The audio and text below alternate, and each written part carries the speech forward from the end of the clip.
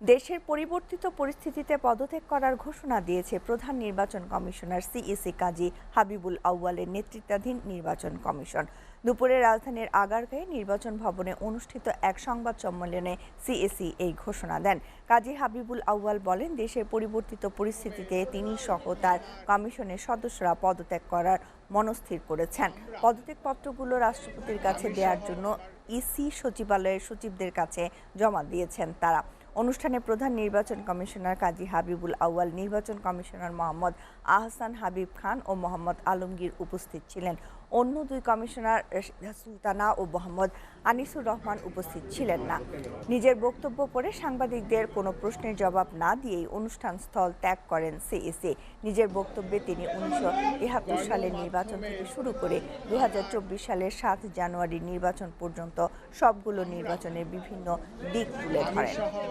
প্রতিটি সাধারণ নির্বাচন নির্দলীয় তত্ত্বাবধায়ক সরকারের অধীনে অনুষ্ঠিত হলে উদ্দেশ্য অর্জন আরও সুনিশ্চিত হতে পারে।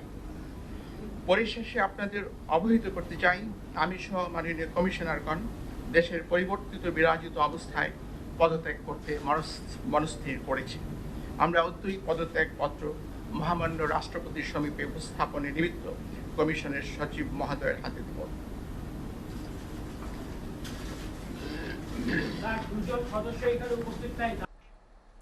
দর্শক, নির্বাচন কমিশনের আরো খবর জানাতে রাজধানীর আগারগাঁও থেকে আমাদের সাথে সরাসরি যুক্ত হচ্ছেন সহকর্মী হেদায়েতুল্লাহ সীমান্ত। আর সীমান্ত, নির্বাচন কমিশনের কি তথ্য আছে আপনার কাছে?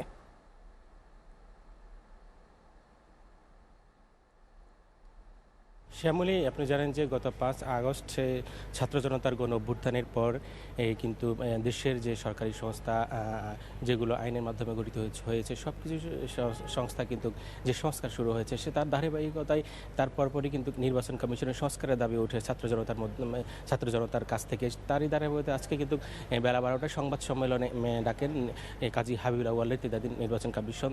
সেই সংবাদ সম্মেলনে এই ঘোষণা দেন তারা 5 জনই নির্বাচন কমিশন থেকে তারা পদত্যাগ করেছেন। সেই পদত্যাগপত্র সই করে যে সচিবের কাছে জমা দিয়েছেন, তিনি রাষ্ট্রপতির কাছে সেই পদত্যাগপত্রগুলো জমা দিবেন।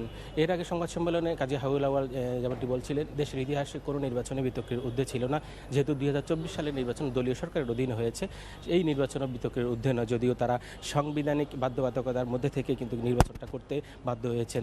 সেই ধারাবাহিকতায় তারা আজকের যে ছাত্র জনতার যে গণ অভ্যুত্থানের মুখে সেটি তারা স্বীকার করেছেন, তাদেরকেও সরে যেতে হচ্ছে, যেন পরিবর্তিত পরিস্থিতির মধ্যে তাদেরকে সরে যেতে হয়েছে। যদিও এর আগে যে নির্বাচন কমিশন কাজী রকিব কমিশন এবং যে হুদা কমিশন সেটি তারাও কিন্তু যে রাতের ভোট দিনের ভোট রাতে করা সহ তাদের বিতর্কিত ছিল। এই কমিশন আসলে বিতর্কিত ঊর্ধ্বে নয়, অর্থাৎ যে একটি বিতর্কিত ডামি নির্বাচন এবং ভোটারবিহীন নির্বাচন উপহার দিয়েছিল জাতিকে, সেই এই নির্বাচনের কারণেই কিন্তু তাদের এই গণঅভ্যুত্থানের পরে এই কমিশনের সংস্কারের প্রস্তাব উঠে, যার কারণে কিন্তু এই কমিশনও পদত্যাগ করতে বাধ্য হয়েছে। অর্থাৎ জানেন যে মাত্র 2.5 বছরের মধ্যেই কিন্তু তারা আজকে এই পদত্যাগ করলেন এবং কি বিদায় নিয়েছেন। আমি আপনাকে আরেকটা বিষয় জানিয়ে রাখি, যখন তারা পদত্যাগপত্র জমা দিয়ে তারা নির্বাচন কমিশন ত্যাগ করেছেন, তখন নির্বাচন কমিশনের সামনে যে উত্তেজিত তাদেরকে লক্ষ্য করে, তাদের গাড়ি লক্ষ্য করে তারা জুতা নিক্ষেপ করেছিলেন।